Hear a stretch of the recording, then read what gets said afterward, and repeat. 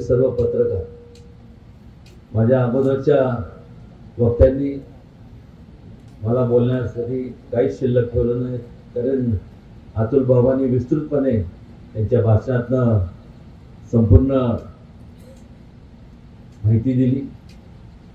त्यानंतर मग नरेंद्र पाटलांनी सांगितलं आमने सामने ते सुद्धा, पण आवर्जून त्यानंतर आमचे मित्र आणि पालकमंत्री शंभूराज यांनी सांगितलं की दोघं भाऊ ठरून आले, आम्ही काही ठरून आलेलो नाही, जे ठरवायचे ते तुम्ही ठरवणार आहात, उमेदवार कोणी असू दे, ठरलेलं काही नाहीये।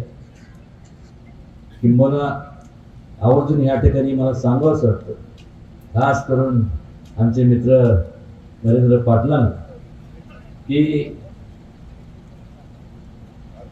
तुम्ही मला मिसळ खायला नेलं नाही, पण आज जेवढे व्यासपीठावरती आहेत त्या सगळ्यांना घेऊन जाऊन मी मिसळ खाणार आहे।